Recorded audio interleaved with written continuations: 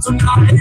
Casino and in a regular, your money in a much of what you get tonight. Appetite satisfied, girl, give me chance, I know your mind. Say, wanna summer, show you your excuse me, posing the camera when you got the way I got to I need him and you can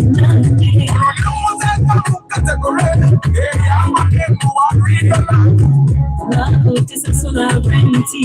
I take the one I'm fancy. We're sorting it, we're loading it. Oh, now for the wrong coding it. I didn't want to chase it, so that's how I real to talk to. I didn't want to chase it, so I want to watch it as the letter.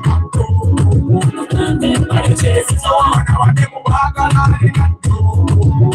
It's not the way, make me what I need. What you need, calling away. I'm possessed, see my body, my looks, make we touch them fire. Girl, you got me feeling low. I'm feeling blind now. We can go to all about to see. Bring out of them what you call. I gotta get some. I was a killer, was the young lady. I'll take a bite from us. People ngamukyali awo super custom kimotoka kinyirira super custom erimu ekyama erabika bulungi super custom eyo bwenjigwako nga ya raisi nyinzo ogigula n'engiteekawo n'engiteekamu 3L n'engiteekamu manual abaana bange ne beeyagala naye nga good morning.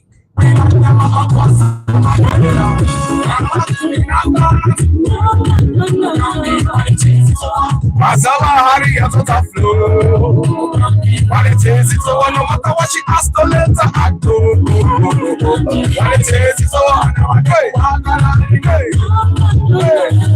Sera atizinga ashopinga finish line by stepping sera atizinga ngorogomo twala ashopinga pamala now having a finish line by stepping up. That's what we like to do. No, you tell her this. Tell her you want to say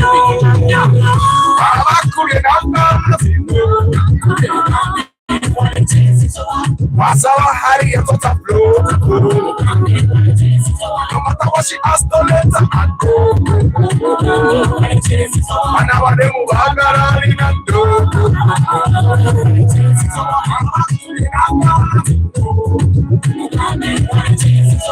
Masala hari ya tota flow.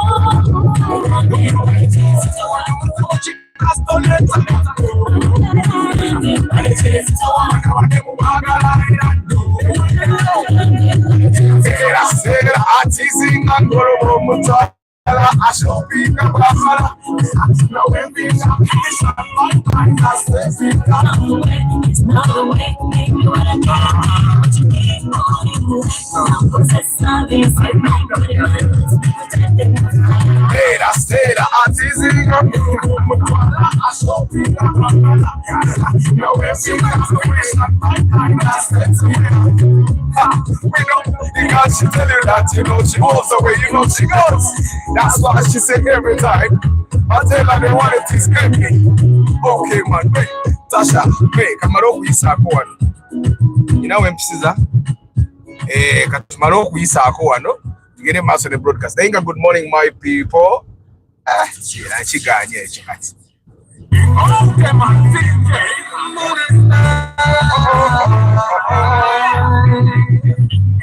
for the sound, lift up your soul, ding, ding, ding, ding, ding, baby girl, ding, ding, ding, you're doomed forever. Damn, I'm gonna come to the dots in Asa. Only overtaking in overtaking zones where it is very safe, at very safe speeds. Now here we are doing 50 kilometers per hour. Because it's a center on a highway, it is totally allowed to do 50 kilometers, not 30. 50 kilometers per hour, Kwegamba. They know all the way. That's David Klaje Warabi HVIP, good morning. Muyombi Amma, good morning. Lawrence Omule, good morning. Louis, good morning. Karota Uganda Farmers Files, good morning. Arthur Maddo gutalabanga ku muntu alina COVID esinga eyo. Njagala omulage nti mwebagayi Jimukana ya Saturday ku auto show. Lunaku olw'okugenda nvuga Jimukana. Lunaku olw'okugenda nvuga Jimukana. Yesterday I did not practice. I was doing some things. I was really engaged. Did I even practice on Monday? Even Monday I wasn't able. On Monday I had inspection. Today I have an inspection. But obachi I have to practice properly. Nenchanja ku practicinga n'olwokutaano ngenda ku practicinga nina okutuuka ku Jimukana emitwalo gyange abiri bagimpe gye bansibye okitegeera Farmers Files nange njagala ki super custom naye bakyogerera bingi anti kakati Farmers Files the thing with the super custom is that the 1KZ engine is turbocharged and all turbocharged engines teziba engine za mwenganda engine za turbo zeetaaga okulabirira ennyo oyinoziwa oil omutuufu mu budde air cleaner okukyuka mu budde okitegeera and Ugandans are not about that. Nze I inspect cars ne mugule muruka ne musanga air cleaner ng'eringa ettaka kati ebyo bittattabo biro yoyita ku service n'atuuka noga sina sente kaninde mu week mara okuweza sente ebyo tabo tebikola. And probably the other bad thing that came with the super custom was it's the fuel consumption was not very friendly. That's why Abajapani bakola 1K, basoka 2KD I think. They bakola ni 1KD. Improved fuel efficiency. Those are amasanyalaze okusinga 1KZ. But ojigule limu 1KZ osobola ogikyusa n'ogiteekamu 3L. Okitegeera 3L is the engine that is in the Chigegez. Okitegeera era n'abadrone abamu bakyusa ne bateekamu either 3L or 5L. Okitegeera those two engines are very friendly. Kuffe bamufuna mpola ate tezifaafa n'okuzovaholinga za layisi teziriko tabo ya bei tabo bagitunanga miliyoni namba ebiseera ebyo zonna semba okulaba abantu abalina super custom. Nyina dokita gwe nalaba nali ngimugulako nasazeewo mu miliyoni 7 n'agaana ate waayita weeks 2 emmotoka teyakyankalana. Dokita yagenda okufanga super custom eri mu garage ng'emulemye okitegeera ate nga yalinamu ku ssente entonotono naye nga it happens. But now I'm thinking with the knowledge that you guys have about cars, all of you can manage a super custom. Okitegeera kati nze super custom ekikinkuba kimu kiba ku mafuta kati ate awo nze kyovula nkugambye if I buy a super custom I'll be putting a 3L and putting a manual gearbox. Okitegeera kuba 3L eba egisobola bwe kiba si kyekyo ogiteekamu 5L n'oteekamu manual oba ogisobola. Kale Julius Sengoba, good morning. How are you? Ed Manuel Arnaitwe. Joe, how is Canada? George Bob, hi, how are you? Mulunji Jiri, how are you? Labono wa wish. Abantu ba wish bayina amaro mukona ngo isamo cyangwa biradala wali emuroke ndalijja. Mukona. Kati there are places where I don't overtake. Ojirabe no line. This line is faint, but it's a solid line. Rakubati become rebete bikubezi bipapula bya kuyisiza otayina kuyisiza. But this is clearly a solid line. You guys, you can overtake all you want, but you don't go that far. Mujukire drone. Yampisiza neisawe moroke endala nine njirera nenjisanga ngatenze mvugidde mateeka. Okitegeera. So sometimes it's not all about you like overtaking all the time. It's about you driving calculatively. Okitegeera. Nobeera ng'oli steady nnyo. Starch events kyekiriwo. Oli steady nyonyo. Oli steady. Ronald Muchwa, good morning. Samira Daniel Frederick VIP, good morning. Guys, you guys saw what happened with the late Segirinya's children. They took 9 children for DNA and only 4 came back as his. Chikawariki, good morning. Only 4 came back as his. Only 4 children out of 9 were his. Atengo msawo oyizarusanga nomsawo yamsaside naga wa neba na babiri kamba muwe. So what you guys think that having more than 2 wives, more than 1 wife is possible in our generation? Is that something that is possible? Is it something that, of course, now I understand that even a long time ago, men used to have to raise children that were not theirs. But in this day and age, You guys remember someone here? Yari Hussein Munyantwali. Are you the one that told us that you have 2 homes where you have children? Ninga, the mother said to Janga Kubana Bangi. Are you the one that said that? Was it Hussein Yariani?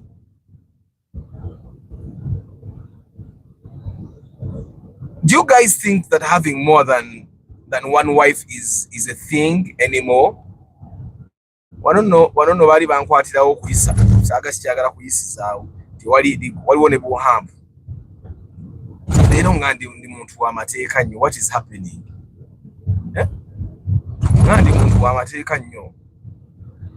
Naye is the Segirinya story real? Where are those children from the main? No, Ricky, those children were from different women. Like there was even a woman that came and brought a baby, months old, and she said the baby belonged to Segirinya. Nenga Segirinya, by the time that the baby was conceived at a time when Segirinya was in prison. Like the baby, according to the calculations, the baby was conceived at a time when Segirinya was in prison. So they're asking this woman, when did you go and have intercourse with Segirinya, for you to have that baby? Of course, when they did the DNA, the baby was also not Segirinya's baby. So I find that for Segirinya, the trouble, for the late Segirinya, respectfully, the trouble could have been that yali awano na wali okitegeera nga ate buli wali atayambala. That could have been the trouble. And it so happens, it's possible that most of these women nabo bali awano na wali. So it's possible, you know, the only way a woman can say the kid is yours and the kid is not yours is if she had relations with two men in the same day, or in like 24 hours. That's the only way she would confuse that the baby is yours, when in actual sense the baby is not yours. I don't know if you get what I'm saying. Like, there is no way a woman can confuse you to be the father of the child, yeah, if she did not. I know you guys get what I'm saying. So I think it happens, and you guys have been seeing these conversations that we have been having as men. Good morning, JK. How are you? You have been having these conversations that we have been having as men, where we say abakazi bangu, abakazi tebagana, abakazi. Do you guys now realize that we just tugwa ku bakazi abangu, just abakazi abangu bayitirivu, and because it's like that, mwogwa ku bakazi abangu batano, watu shaina kulabanga muzibu noli okitegeera. So it seems it's almost like, okay, I don't think I can fail to get anyone. But I'm finding that this gentleman found all these very easy women, very easy. Bwavaayo bwati n'omulala ng'agendanga naye alya, n'omulala ng'agendanga naye alya. Kati, when the woman gets pregnant, she cannot think about the broke people. She will definitely be thinking about the one that has money.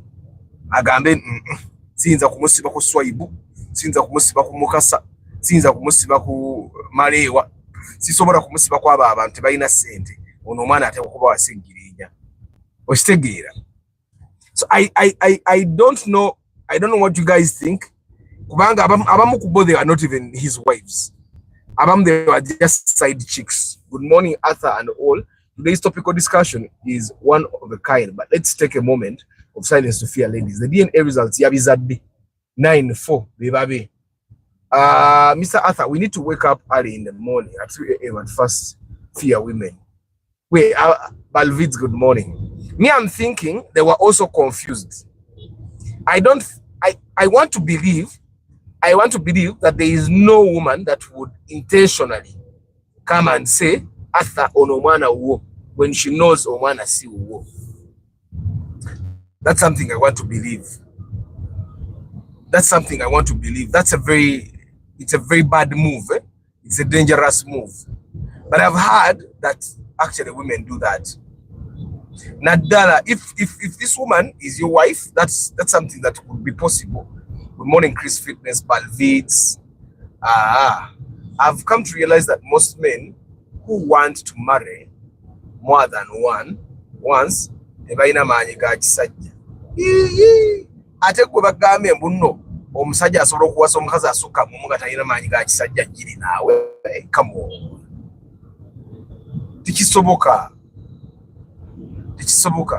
Amaanyi g'ekisajja maanyi ga kisajja. Buli omu alina agamumala.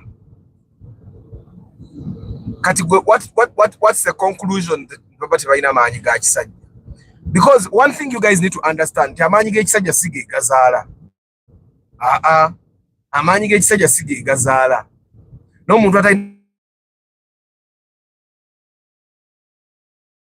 okitegeera. Omuntu alina abaana nga babe kitegeeza ne bali abataano yali badde asobola okubazaala nga babe. The only trouble is bwe yavaayo n'omulala n'ayingira oba si kyekyo yagenda ogendayo nga waliyo eyakavaayo. That's the only explanation. That's the only explanation to that situation. There is no way a woman can be confused about who the father. I take it, especially in this era where women know that DNA is going to be a must. Because women know that the moment a man dies and you bring children, the family will say, tubatwale ku DNA. So it's very unlikely that a woman just comes out of the blue and says, bana ba nsiriko nga nsiriko teyagenda yo era nga tali sure nti nsiriko koolo yayiwayo. Okitegeera. For me, I find that the one problem that we are facing as a generation generally. Babiri Barbara, good morning. Rebecca Shafiq, good morning. I find, guys, double tap the screen to like or find the 3 dots in the upper right hand corner of your screen. Click the 3 dots.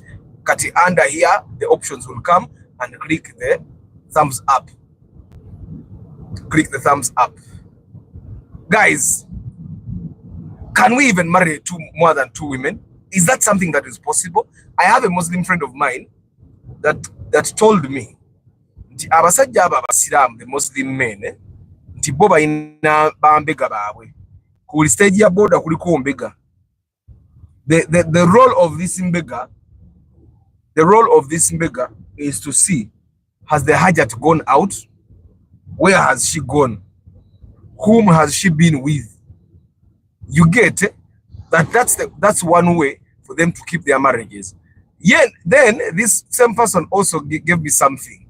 He told me that in Islam, when my male friend comes to visit me, my wife is not even supposed to serve them. You get it? I am the one who is supposed to serve them. Then I remember I saw something close to that, where the man was the one serving his friends. Why do they do it like that? Nti muchara wa inzi bayinzo mukemerawo na yitika. Okitegeera? So I'm thinking, like, Islam itself, by allowing you to have more than one wife, has its own defense mechanisms. It put defense mechanisms in the Quran that help you make sure that you don't share your wives. They have mechanisms. But now I'm asking myself, there are also Christians that are starting to do this. How are they managing? There are also poor men that are starting to do this. How are they managing?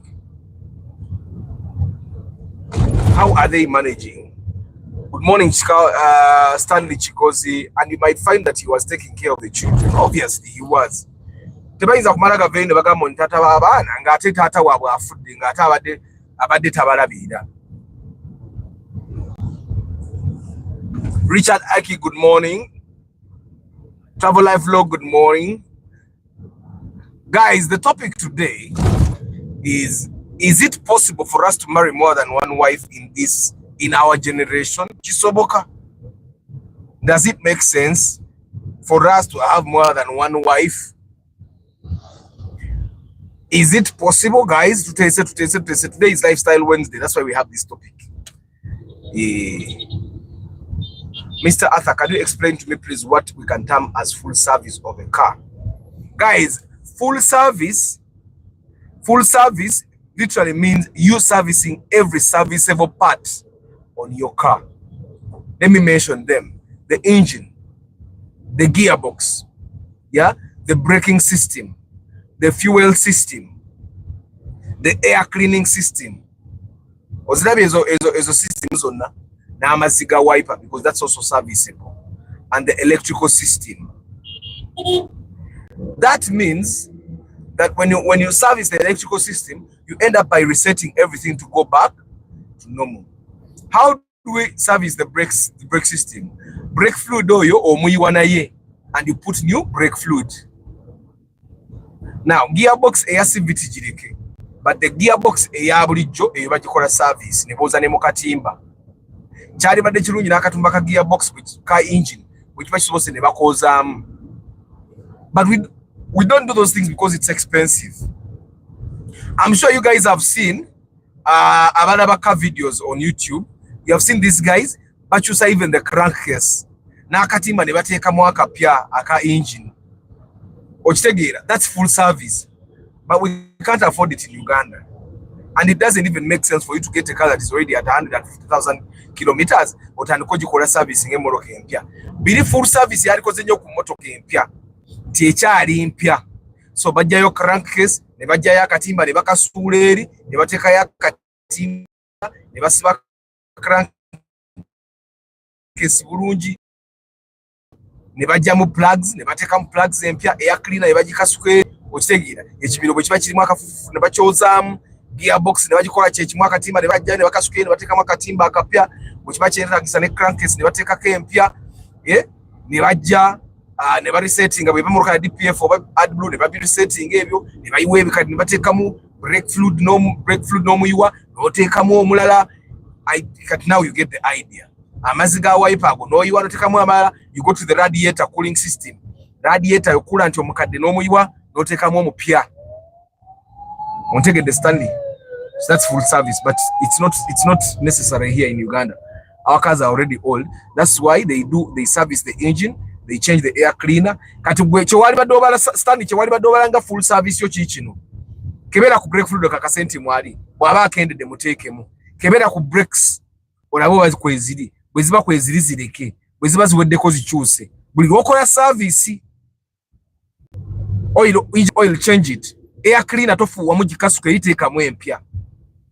Kebera ku plugs ne coils. Bwe biba biramu bizzeemu. Bwe biba bifu bikyuse. That should be full service for you. Gearbox kati gwe gearbox yo Stanley osobola gya ne dipstick. Gikebereko. Bwe ba hydraulic akyali okemuleke. But every like 3 services, hydraulic bali badde bamujjamu ne booza akatimba ne bamuzaamu nga bamusengejjeza oba n'oteekamu omupya. Every like 3 services. Over every year. Because with 3 services ziyinza n'okumala omwaka gumu n'ekitundu. Those ontegedde Stanley. That would be full service for you. But for the people that buy 0 mileage cars, it is actually possible tibasobola okukyusa katimba buli service. Because ate emmotoka ezaabwe zo zigwa zigenda kilomita omutwalo gumu n'ekitundu. Okitegeera. Nozamba mazi. Guys, is it possible to have more than one wife and have peace and all the children are yours? Wanji. Baba kazi akulinda n'amanya nti ogenze wa mukazi mulala n'akulinda the entire night. N'akulinda weekend ebiro bisatu. N'akulinda weekend ebiro bisatu. N'alinda January, February, March, April, May, paka December. Bana abawala bano. Bana abafe guno omulembe gwaffe. Wanji. And guys, I'm not just asking if it's possible we just obere nabo nga bifaananyi nga abantu baganyira abakazi babiri. But is it possible kubeera nabo nga 1, they love you, 2, they respect you, 3, they wait for you, and 4, that all the children they have are yours? Is it possible? Paul Sema VIP, good morning. Mulungi jirinze kambere ne mama Abigail wange nga manyi nti musobola on a daily basis. Jeka agambe nze ntya men with more than one wife, every expenses in multiple. Nalabye, I saw this guy. Mujijukira drone yonge yisange edduka. Nalabye yani ono Simon Muyanga Lutaya. Nga yepanka bambuuza bamugambye osobola obisi politics. Ko yenze siri mwavu. The first things he mentioned was that he has more than one wife. He has 10 children. Ebyobugaga byasoose okwogera. Erimu yali Indian. Naye nga ebyobugaga byasoose okwogera mu bakazi n'abaana. Like Mose, good morning. Igumba Jonathan, good morning. It's possible to have more than one wife, but be ready to handle what comes with it. Oyinza okufa pressure. Having more than one wife comes with more cons than pros. Bwekiba kisobose polygamy gireke. Yeah. My dad has 7 children, including me, from 3 women. We only 2 boys and 5 girls. Naye Muzei, sende zamugwako ngandaba. Because he had to take care of us. We went to good schools, and so I don't support multiple women. The issue wasn't actually women, the issue was children. Yazara abana bangi. Nemumulya, nemumunyunyunta. Akasente nemukamalawo. Stanley Chigozi, Amina. Richard Aki, one wife is enough. If you have someone who really loves you and understands you, just it's simple life. I don't support having 2 wives, but my friends who have tell us because they all work to be loved. So some competition is good at times, guys. Hey. People, do you know that women can pretend? You know that women can pretend. It's not even about they don't see kataka. They don't see the one. It's not worth it. Sigenda kulya kataka. Baliwana akataka akalala kenyiza okulya kankabalage leero. Sikalyanga ko ngandi ku broadcast. Kwa katwanu watambula mu ekindisa akataka kiki. Ni oluwa akataka kengenda okulya wano ngenda kabalaga. You become a dead man walking. But I wonder some men say they can't manage 2 women, yet they spend heavily on the side dishes. Stanley, what are you saying? Olaba omukazi omu yannumya omutwe kati mbu mpaso ow'okubiri naye mmwe kansigale wano okwetoola wali tekiri worth wano wajja kutambula mpola. Arthur, me, I can only handle 1 at a time. If my wife goes, I get another one. Teri kulinda. Karota Uganda says I tried it once, but it was so stressful. Tell us more. In the 90s, it was possible, but currently in our era, it's very possible to have 2 of that. It's impossible to have 2 of that gender. Kwezi Emmanuel, good morning. We are 30 children in more than 5 women. Na ye, I'll never support polygamy. Mwena muli batata wamwe batata mutanda kola DNA oba yasalawo nti ababe bayina be babe. At the end, busobozi bwe busalawo. If one can afford, let them get. But Jonathan, is it really about busobozi? Because the issue here comes at the end of the road when you have been taking care of 10 children and 6 are not yours. You get, and you have been struggling, you have been taking them to all these good schools, right? And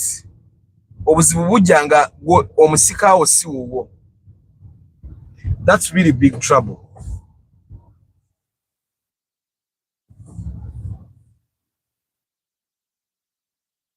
So guys, we are talking about whether it's something that can work for us in our generation to marry more than 1 wife.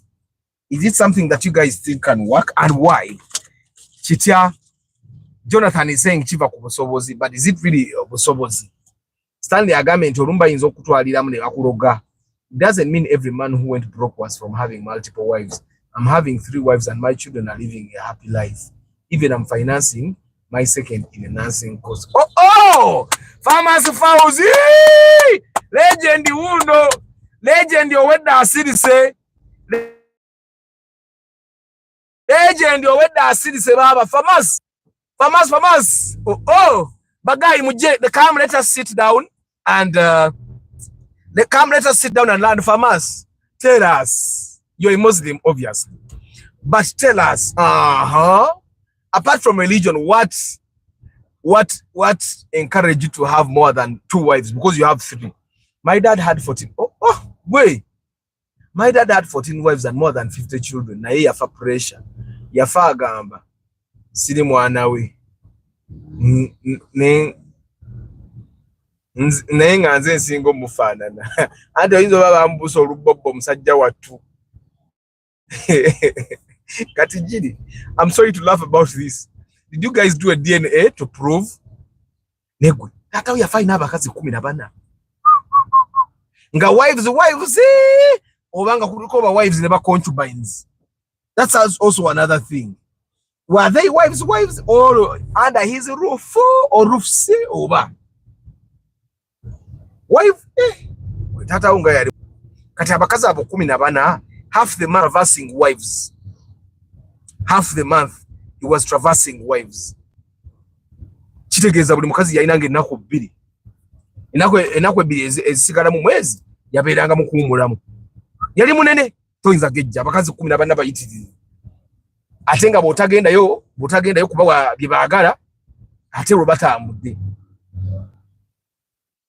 Kwezi Emmanuel, I think since the world is now based on Christian or Muslim philosophy, our thinking patterns differ based on philosophies or even childhood experiences. Ivan Namanda, polygamy will make you look after other men's children in Atomanyi. Actually, you can't guarantee that they are not yours, as in the children are obviously women who are more than one. Always out, that's a fact. Kubanga nze muli ndaba omukazi ne bwaba teyali yenze. The fact that she will be there jealous. I take at Twitter, TikTok, and YouTube. This social media is a very good thing for business, but for lives, for like private lives and stuff, it's not a very good thing. Why? It's exposing people to bad manners. I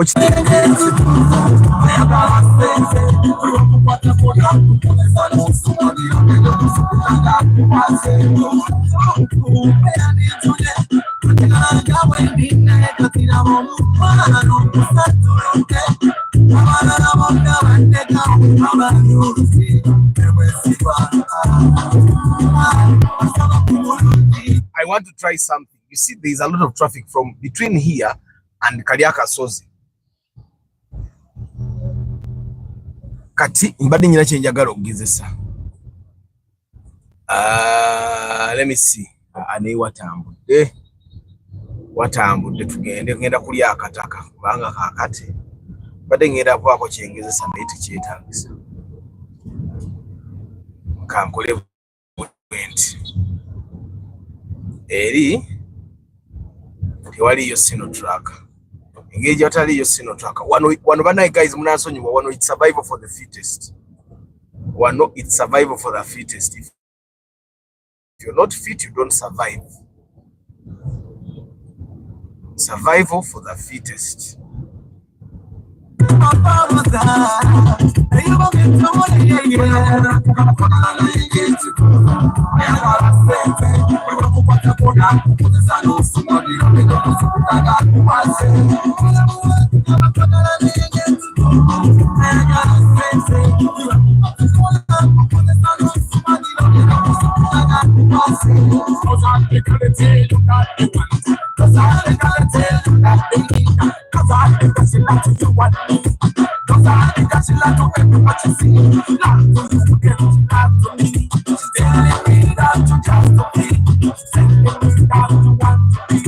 Kati olaba akantu kenkoze kaba kabuuse muloka nga 30 naye gwe bw'otabuuka abalala bababuuka. And that's the thing that is happening in this generation. The government has to work on something. If nze bwe nsalawo nkuume obuntu bulamu ng'abatakuuma buntu bulamu bayitawo, nange nja kutuuka obuntu bulamu ndekerawo okubukuuma, ffenna tubeere tutyo. Kati abakuumye obuntu bulamu bali eri mabega. Now I know in terms of minutes I'm saving like 2 minutes or something, okitegeera, but I'm saving them and they are not. Okitegeera, eh? Kati gwe it's something that the government, of course they have to work on it. Nga bakola ne kumakubola bekinnya ekyo. Okinnya okirabye kinene. Ninako lwe nakikuba nali nziruka budde nga bukutte nga buwongedde. Nakuba ekinnya ne ndowooza shooka ekubye. Nengera ne bakijja namu naye ng'ekyali nnamu. Kuba shooko ziri zengula. Heavy duty. Ziri heavy duty. So anyway, guys, we are talking about having more than one wife. Is it something that is possible in our generation? Is it? Can it come with peace? Can it come with children that are yours? Ani yali agala okugula bu Nissan ono omusajja abulina wano abeera n'obuno bugundi bulukumu bibiri zi Sahara bwe bujjudde mu garage ye.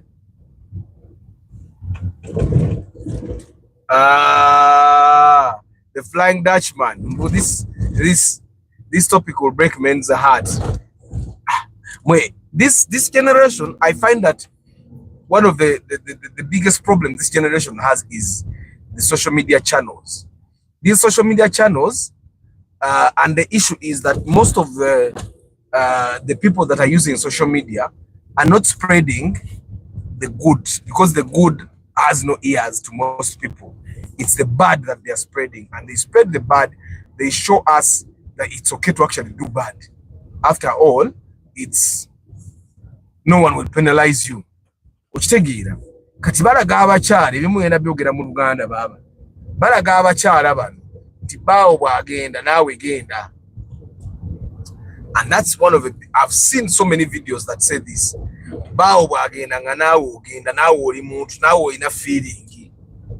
Kati me I find that bw'owasa omukazi asukka mu ogenda okuba olina okudiiringa n'ekyo, olina okubaawo n'ababoda bo abamubega abamugoberera. Nze kyali wange omusiraamu bwe yaŋŋamba nti Bahaaji bwe bakola nti Bahaaji abeerawo nga ayina abantu abamubegera abagoberera omukyala okulaba kati alazeewa akoze eki ayingiddewa bwe bwe bakuuma abakyala ne batakola ki ne batayenda pozi n'ekyokubagaana okukola ekyo kibeera waawo.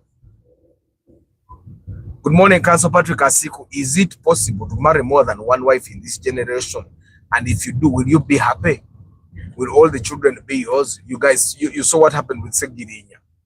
My dad is a gladiator. According to my investigations, we are 11 children, 4 from wedlock, 1 from college, 4 plus 1 COVID baby from a side dish, and the 2 from an ex-workmate. Ngabirano, all of them DNA confirmed they are his. DNA is the decider these days. Olabo be no mukazi omu. Ningo mutima tekukuteredde. Ivan, ngotya nnyo. Ivan, why are you so fearful? Why are you so fearful? Lwaki otya nnyo? Omukazi obo mutima nga kututeredde. Man. Twalibadde tutubeera mu mbeera eyo bagayi bange. Living in a state of fear. That is how you know mukyala abamutwala. We should not be living like that. We should be living with settled hearts. Knowing nti omukyala omulese wako ogenda musangayo. And I actually think that most of you men, guys, find the 3 dots in the upper right hand corner of your phone. Click those 3 dots, and the options will come down on the lower part of your screen. Click the thumbs up button. I want your 38. You cannot be having only 27 likes. Give me at least 35 likes, or you can double tap the screen. Awonziremu okwogera nga ndaba tweyongeddeko mu maaso.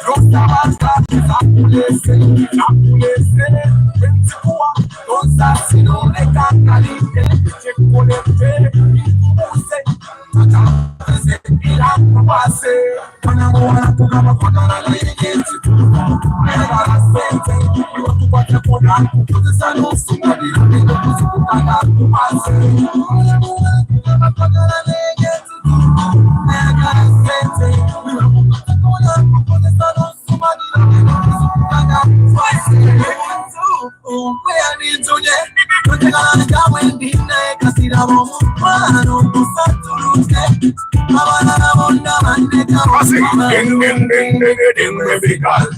ding ding ding forever.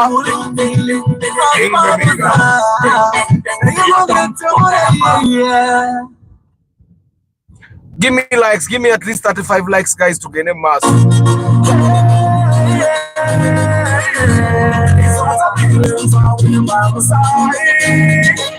Come on.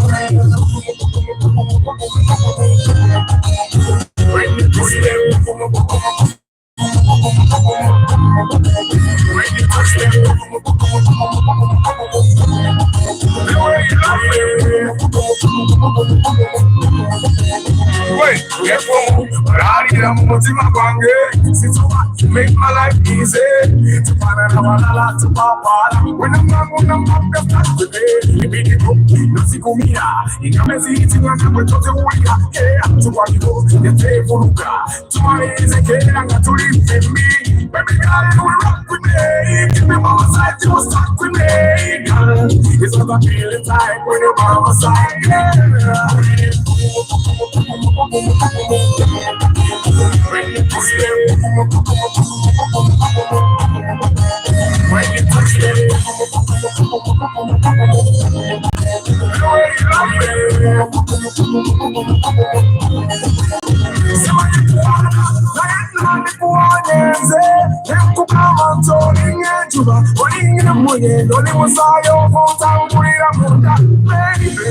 Let me tell you the truth. It's the way that voices in high definition.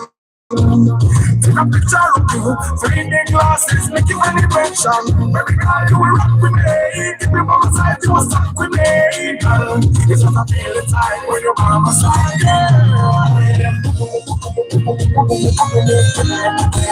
When you touch me, when you touch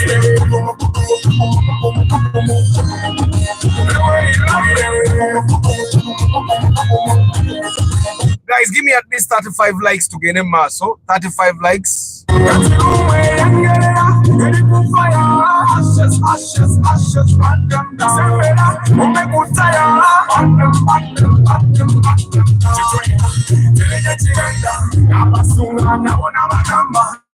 You're my number, we're gonna become my wife. So we band them down, we band them down. Just so you know, till we get together.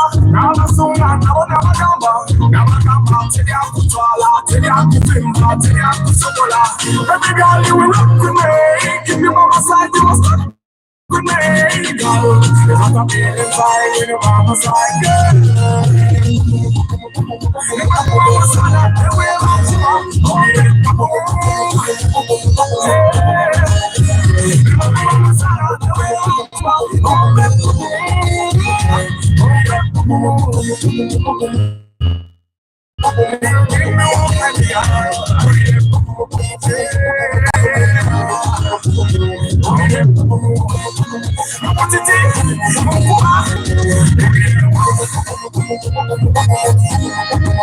It's got you on my life, you know.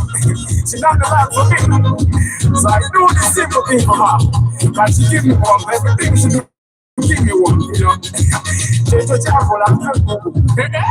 One day, oh. Okay, man. So guys, we are talking about having more than one wife in our generation. Is it something that is happening? But look, no, but how is Mubende? How is Mubende? Ngabirano, Eric. Tata wa yakola DNA nga bonna babe. Tanzania. He knows how to choose his women. Afuna abakazi benga bebo nga sibe bali ovayo mulana ayingira. Arthur, MPs, they haven't been helped.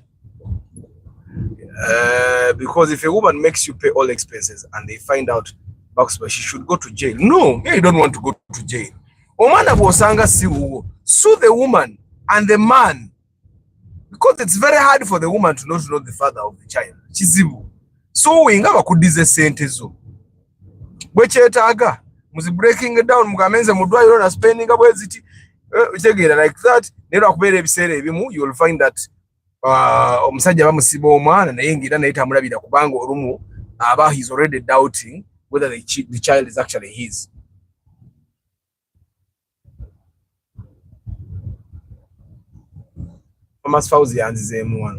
It doesn't mean every man who went broke was from having multiple wives. Okay, yes. The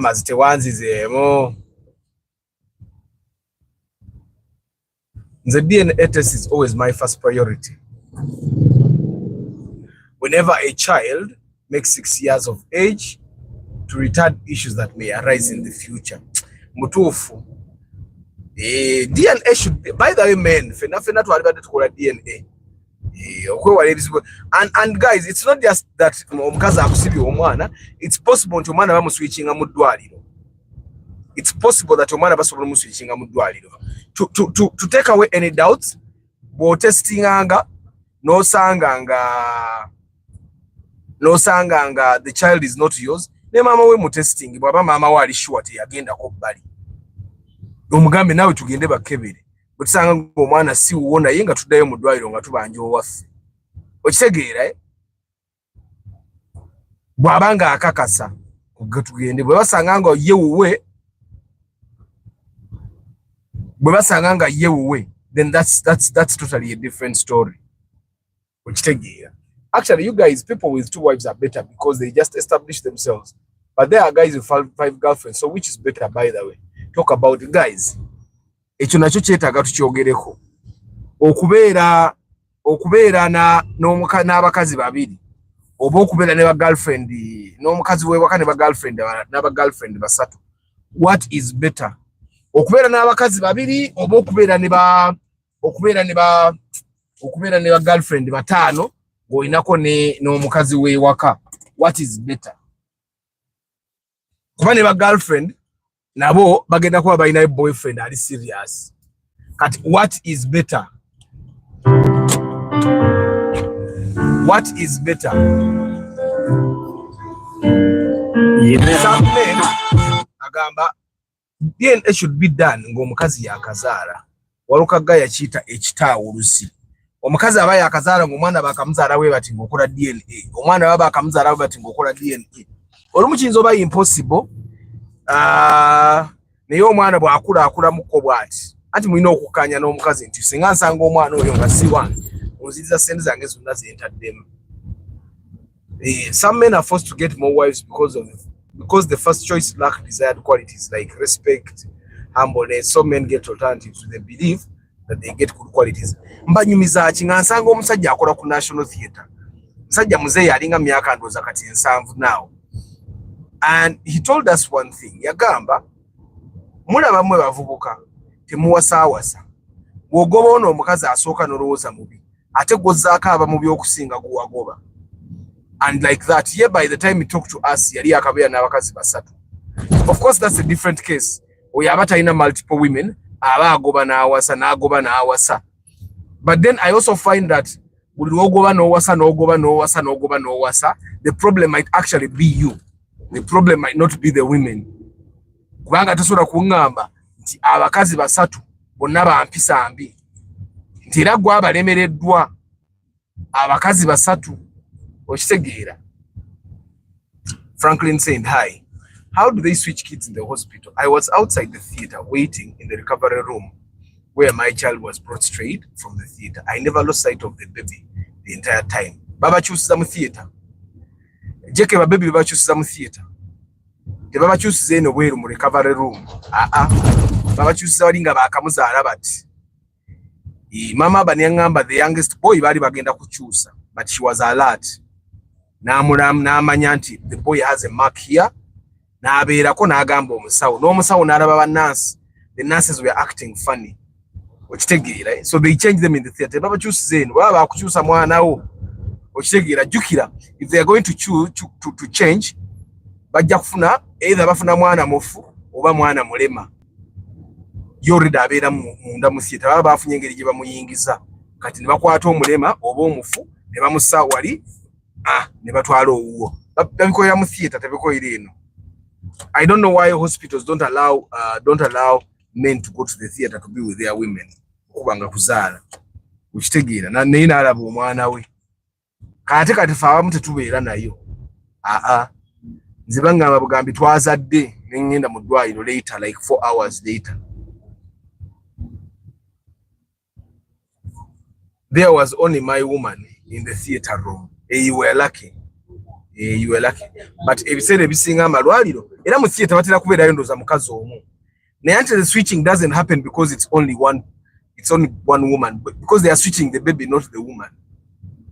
The way they do olaba JK bwe bakugamba nti bwe bajja ne bakugamba nti wa traffic ali enguzi nga gutogigabangako natolabangako muntu nga ajiwo wa traffic bwasooka okuyimiza the very first time engeri gyatuna n'engeri gyayogera tosobola na kukikiza nti aba traffic bali enguzi sikyo naye omala kugigaba n'ogabe alidde essatu. So those are the things that you need to understand. Bwe bakugamba nti Kampala someone can get a driving permit nga tamanyi na kuvuga olw'okuba tokikolangako tokkiriza nti kisoboka, but me I know it's possible. Osegeera it's very possible. Bwe bakugamba nti emmoroka ezimu zifaanagana number plate because gwe tokibeerangako oba olowooza nti kisoboka, but it's there. Abakirabyeko bakirabye. So switching babies seems impossible until it happens, but majority of the time it happens ku bantu abatali alert oba n'abantu bitera kubeerawo nnyo emulago mwaga amalwaliro ago ag'obwereere naye amalwaliro gano ag'okusasula nayo bibeerayo naye bitono. Men are allowed to be in theaters and it's advisable for men to be present. Ati ne JK uyo yaliyo naye tiyabeera mu theaters, saaliyo sibeerangayo nga bazaala nze mbeera nkola byange mwazadde baby mulenzi nendyoka nzija. After the gentleman who chased away the women is with the issue. Toyinza kugoba mukazi asooka owokubiri n'owokusatu gwe n'osigala ng'ogamba abakazi balina empisa embi. JK, theater can have more than one woman at one time, believe me. Hardest thing in life is 20 years of marriage. Me, I'm more than that. Ne abatwegwanyiza.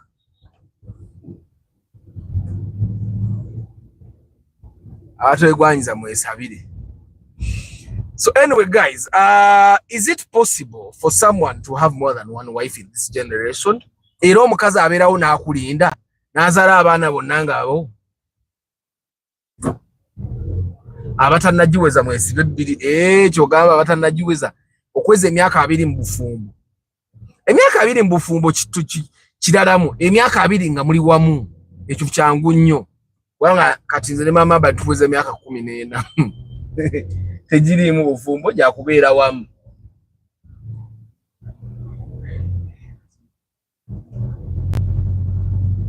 So is it possible for someone to have more than guys, give me 40 likes. Give me 40 likes now. Ndio kengende maso.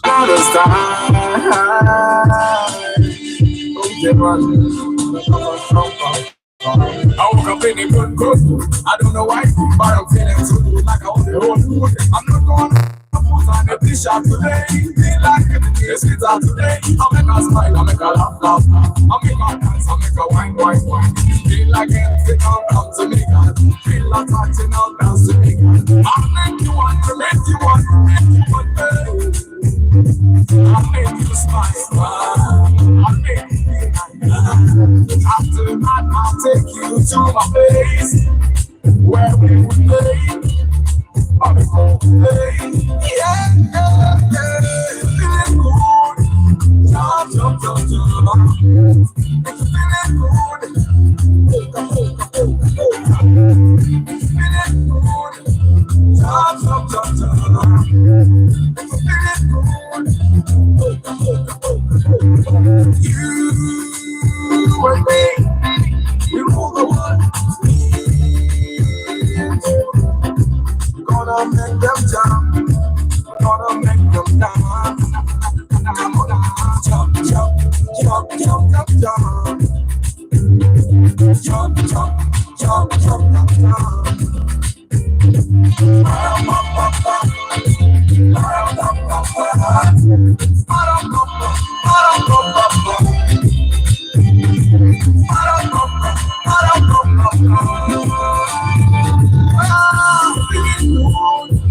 guys, JK, one, I find that there are two ways for you to avoid your kids being switched. One, go to a very expensive hospital, and two, be very vigilant. That's why you see most of the problems that happen. Because the mulago, those people don't pay even a single shilling. Bagabanguzi ya musawo kumubeerako. Kyovula banti abantu abazalire mulago bazaala nnyo. Kuba eddwaliro liba lyabwere tekimumenya. Asobola ozaala buli mwaka kasaabamu n'esatu gy'anaawa abasawo. Mulago, Kiruddu, eri Kiruddu, ono Kawempe National Referral, izo health center force, byabwere abo abantu bazaala. Kasaabamu n'emitwalo 10 wano ng'ajja kuwaako abasawo awo. Awo aba amalako. Naye kati omuntu agenda kati ngeri eddwaliro, that's a health center. Is that a form? Yeah, that one. That's a health center. Kawara. I think it's a health center for. Yeah, it's a health center for. Kati wano bazalira bwerere. Oyina kuba muna mitwalo 3 gy'owa musawo. Kati omuntu azalira wano tayinza butazaala. Amara okuzaala n'aweereza abaana n'abatwala mu masomero ga UPE. Kati buli gwazaala ng'atwala mu UPE. Beba abantu b'ogamba abaana bazaale. Mukama Katonda anaalabirira. Bethany Women's and Family Hospital zira. Siriwuliranga nako. But that's a private hospital. There it's safer there. Ab'emulago babakyusa nnyo naye ground clearance ya nowhere. Bulamuzi ndaba eri yiyo kumpi yenkana ne yakawondo. Ate ng'omupiira gwa Nuwa gwa mitwalo kabeetomere nno kabeetomere. Ni kati wa Nuwa afaaji. Abo mbaagala nnyo embanzize kuyingira mbanzize. Ne twefiirako. Ne kati ebisibikola ku kamera ebyo mbikola nga ndi nzekka. Chikawariki Nuwa, mwabagayi Nuwa, ground clearance, olwokuba nti interactisi yange yenkana ne Nuwa, mugirabe. Yenkana, ate wano ki ekyabadde. Kirabika emmotoka nno yatomedde akaduuka kano. Emmotoka erabika yatomedde akaduuka ako. Nabo b'emmotoka bw'eri wali. Emmotoka bagiggyeewo. Naye emmotoka erabika yagenze n'ekatometekako. Eri mu mwala. Emmotoka yatomedde akaduuka n'egwa mu mwala. Kyobulaba okubeera ku kkubo okwo nako kuli dangerous bannange. Era kati fe amazimba kati nnyumba yange ezo eri mu kkoona ngenda gifunda bino ebigundi. Biddiifu ebyo ebifu. Buli nsonda ya kikomera nga nteekawo kiddiifu ekyo. Okitegeera to give my fence a little bit of protection. But all in all, once I realized DNA came up negative, I don't speak it. Nenga buli musajja yali badde akola DNA. That's something that should not be an option. Abakazi b'ennaku zino balaba n'empisa ne bwaba yali badde ayina empisa buli wabeera ku TikTok ati ng'abaako empisa embi z'ayiga. Okitegeera bamulaga nti it's okay okukola bwoti ne bwoti, it's okay okukola bwoti ne bwoti, what a man can do, a woman can do. Naye ng'ate si bwe kiri. Tetusobolanga kwenkanako yadde n'olunaku n'olumu. Because nebye tukola byanjawulo, amaanyi ganjawulo. There are times when, if you have been dealing with women, there are times when you look at a woman omulabira ddala nti wanjawulo munafu nnyo ku musajja. Naye bo tebaagala tukibagambe. Baagala babeerawo nga bawulira nti bamaanyi batusinga n'otusinga. Jakuba ekikondi n'ogweri. Gwe Arthur akola DNA yo mama bana ino leta yakasente sijja gikola ku sente zange zokka. We have to contribute. Ye nga akakasa nti abaana bange nange akakasa nti abaana bange ffenna tulina okuleeta akasente tuteekemu. Sinakola DNA. Kakati, do you know why I have not yet done DNA? Is because batabani bange almost balinga balongo. Ate nga si balongo. 2, Aban afaanana jjajja wange azaala maama wange omusajja. Is like the photocopy. Ate Nana afaanana maama wange. When today ebifaananyi bya maama wange nendaba Nana, okay, Nana is not really Nana. It's called Ragnar Rothbrock. So Ragnar, when we are Ragnar and I look at my mother's picture, he's a spitting image of my mother. And then Urban is a spitting image of my grandfather on my mother's side. So sinakiraba munnyo nnyo. Naye nga yo DNA tujja gikola lwampaka. Tulino ezempapula tulino banazo wali mu fayiro z'abaana. Yamu nazo.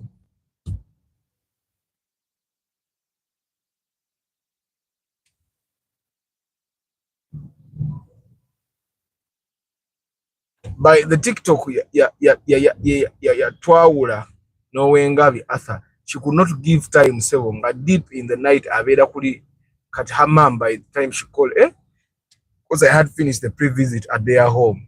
Wachara after mwebagayi mulekerawo kuchara 1 year. Omukazi soko obeere na ye. Myaka nge 5 yoko chali. DNA charges are prohibitive in Uganda. Otherwise, would check on vices of giving children to men. I find that the other thing that discourages me about doing DNA is that ebintu bya Uganda bino biri funny. Nti abantu bennyini abakoze DNA bagamba DNA we Nairobi ali better. Ti wano ba doctor ba wano bamanyi okutetenkanya results. Okitegeera bamanyi okutetenkanya results, and it's not a very good thing. And then ndaba DNA ali badde ekolwa nga mugenzeko ku holiday yo mugenzeko eyo mugenzeko Canada for holiday. You do DNA from there. Teri abamanyi teri mubbi teri ali anguzi. Imuvayo results ne bazikuweleza ku email. Icho ne kiggo. Ne DNA Kampala results e Kampala zino nazo. Antu bazitankana. When my friend had to bring his kids to Denmark, the embassy required DNA tests. 2 of his kids weren't his, but the boy who was a split image of him wasn't his. Are you sure? We have abakazi nga bagezi. Abakazi nga bagezi.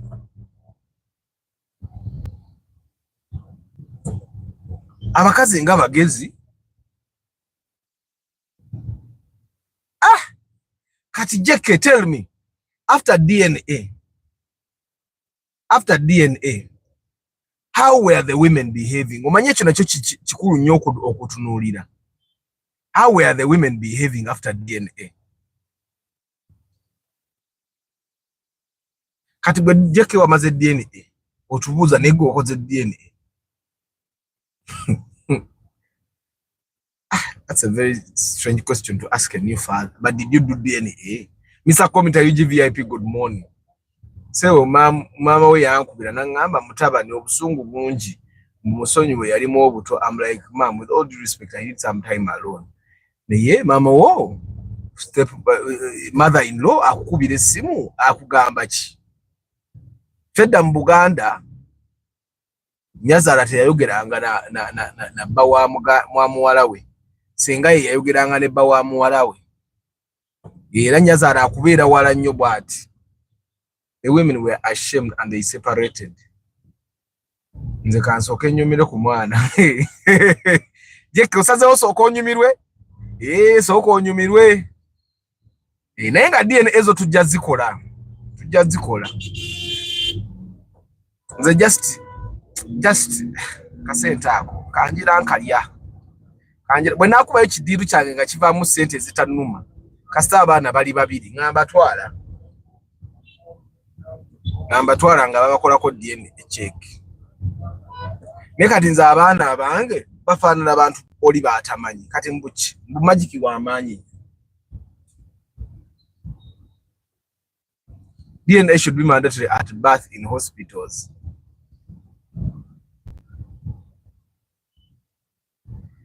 Negwe omukazi akusiba omwana. Ate kakati Jeke abantu abalina sente empitirivu nga mumwe mulina okukola DNA mangu. Omukyala asobola obeerawo n'akusiba omwana asobole okuwoomerwa akasente. Naye kati waliwo abantu nga bw'azaala kateri nsonga lwaki bamusiba omwana. Ngina baba tebakusibye omukazi abe genuine ng'alowooza omwana wuwo. Kati nga waliwo n'ekisajja ekirala nakyo nga kyalyako ku olwo. Gamba byonna bizibuzibu. Ga DNA esobola okutulamula. Mwe bagayi ngenda basiibula. In New Uganda, DNA will be mandatory at birth. That's what it should be. Kamba siwule bagayi bange.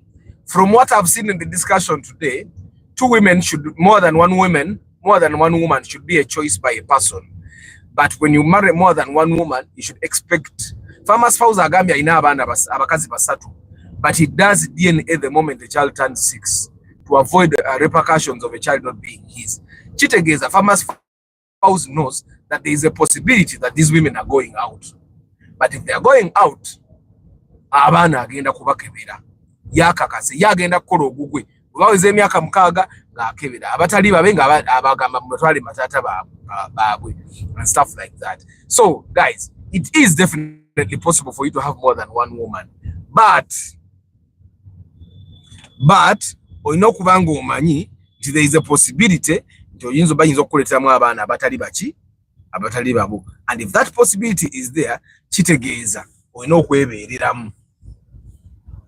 Nze obabanga obasibange sikola DNA esifa pressure yabwerere ate pressure egenda kubawa nawe nganyo yingira naye ndaba kirayire ku kitambula kino kibadde kinga tekitambula. Kale guys, kamba sibule mwebale kubera ku broadcast Zas David Klaje walabi VIP Muyombya Mark Lawrence Omule Louis Karota Uganda Farmers Fowles Haj Farmers Fowles Semaka Farmers Fowles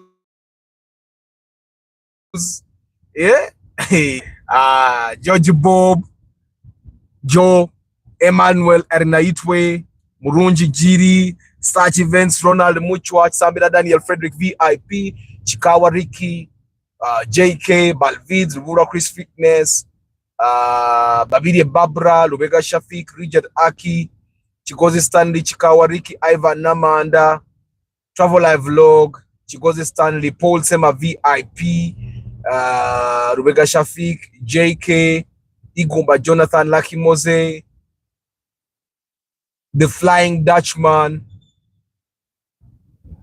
Kwezi Emmanuel, Julia Sengoba, Igumba Jonathan. They don't know ngenda kudduka naye mukama asasi. Saa zino zigenda mu 3. Kanso Patrick Asiku, Baluku Norbert from Mubende, Franklin Saint, Henry Modern Juice, Magembe, Frank, Atom, Babidi Babra, Akiram, Mukadde Chichi, okugulwa kuneka kangodduka. Mr. Commuter UGVIP, take that. Johnny Macro, Nawari Mukamoli, I don't take you for granted. Thank you very much for choosing to be kumachaku no kubera for the love of cars no bera ku live broadcast. I don't take you for granted. I would like to remind you 30th August tugenda bera ku love for cars convention. Tugenda bera ku love for cars convention or ku Bat Valley Theatre. It's going to be a massive environment. Car environment gabo yingira boto boyingide modoka. Oboyingide an environment where it's only cars. Obongo bobo relaxing. Oberenga bukakanye. Eranga bofuluma bwocho umanya. Even today morning bankubidde at 5 AM gasagara kumanya. Star chabu baveko abo bayayi bagara kubba nawe. Baveko bagara kubba. Bana mukama abawo mukisa. Chairman Zach, chairman wabo Mukamoli webale nnyo kubeerawo. Guys, I wish you a lovely morning. I'll see you tomorrow in the morning. Random Cat Talk Thursday. Ciao.